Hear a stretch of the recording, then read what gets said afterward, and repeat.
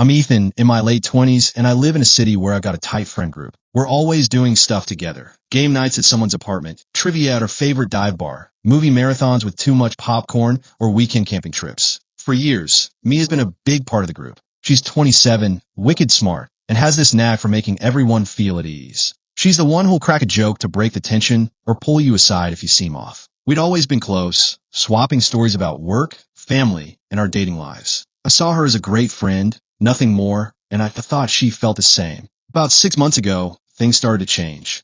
Mia and I began hanging out one-on-one more often. We'd grab coffee after work, take walks in the park, or stay up late texting about random stuff like our favorite shows or dumb things we did in college. I started catching feelings, but I was nervous about messing up our friendship. I didn't want to make it weird, especially since our friend group was so tight. But the more time we spent together, the more I wondered if she felt something too. One night, after a group dinner at a taco place, Mia asked if we could talk outside. She seemed jittery, which wasn't like her. She's usually super chill. We sat on a bench under a streetlight, and she took a deep breath. She said, "Ethan, I've been in love with you for a while." I didn't say anything because I was scared of ruining what we have, but I can't keep it in anymore. I was stunned, but also relieved. I'd been falling for her too. I told her I felt the same, and we kissed right there under the glow of the streetlight. It felt like everything clicked into place. We started dating, and the first few weeks were amazing. We already knew each other so well, so it was easy to slip into a relationship. But there was this new spark too, going on real dates, holding hands at the movies, stealing kisses when our friends weren't looking. We'd spend weekends at her place, cooking breakfast together or binge-watching sci-fi series.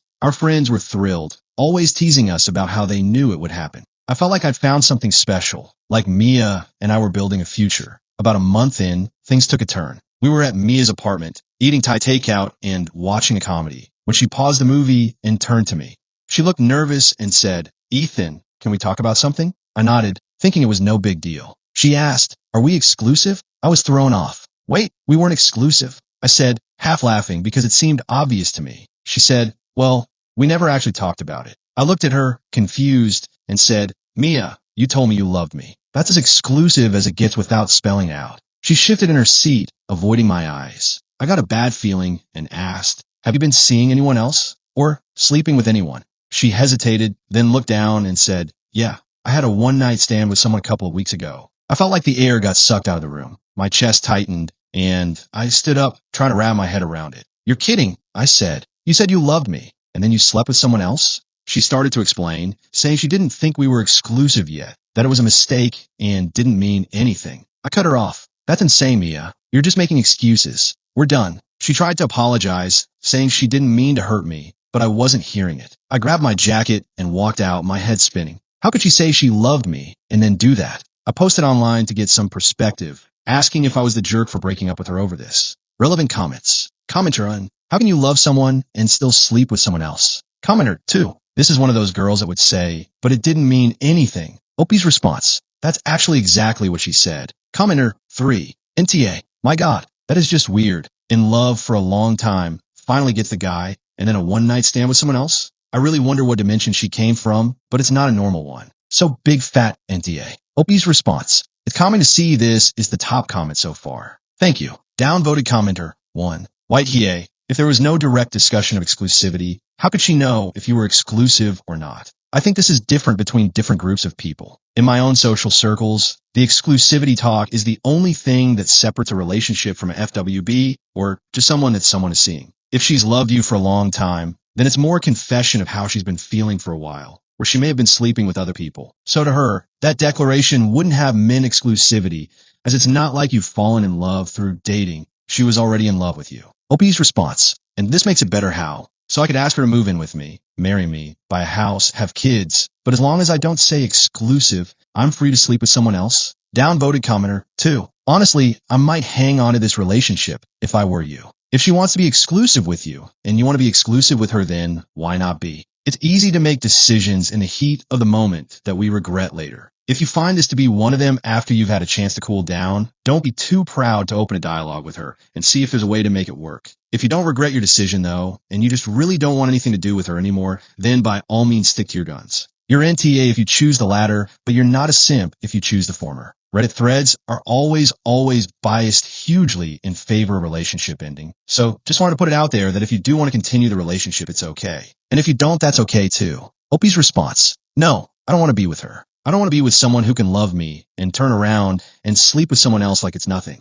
Commenter 4: if you love someone, you're not sleeping with other people after your dates. Opie's response: exactly. That's my point. Commenter 5: such a bizarre thing to do. I've been in love with you for a long time. Finally get the chance to get with you. Goes and sleeps with someone else? What? Opie's response: that's how I feel. I just can't get over it. Commenter 6: up just for clarity. When you had the first talk about exclusivity, was she really surprised when you told her it's over? I just would be interested in her first reaction. And then when you left out her door. Opie's response: she was more scared. She seemed like someone who just got caught doing something wrong. Update 6 days later, May 14th, 2025. Hey everyone, it's Ethan again. I posted last week about breaking up with Mia, and your comments helped me sort through my feelings. Things have been weird since the breakup, but I got some closure, and I'm sticking with my decision. Breaking up with Mia made things awkward in our friend group. We share a lot of the same friends, so avoiding her completely was tough. About a week after the breakup, we both ended up at our friend Jake's birthday dinner at a local Italian place. I knew she'd be there, but I didn't want to skip it. Jake's one of my best friends. The vibe was off from the start. Mia and I sat at opposite ends of the table, and our friends tried to keep things light, but you could feel the tension. Every time I looked up, I caught her glancing at me, like she wanted to say something. During a quiet moment, when people were grabbing dessert, Mia came over and asked if we could step outside to talk. I wasn't thrilled, but I agreed. I figured it'd be better to clear the air than keep dodging her in group settings. We stood outside the restaurant, under the glow of a neon sign. Mia looked nervous and said, "Ethan, I'm so sorry. I messed up. I thought we weren't exclusive yet, and I didn't realize how it had hurt you. I love you, and I regret it so much." She said the one-night stand was a stupid mistake and swore it didn't mean anything. I listened, but her words didn't change how I felt. I said, "Thanks for apologizing, but it's too late. You hurt me, Mia. You said you loved me and then slept with someone else. I can't trust you after that." I told her I needed space, probably for a long time, and asked her to respect that. She looked sad, her eyes welling up, but she didn't push back. She nodded and said, "Okay, I understand." We went back inside, kept our distance, and I left early to avoid more awkwardness. That talk made me realize something. This whole exclusivity debate is messed up. I get that some people need a clear talk to define things, but me is saying "I love you,"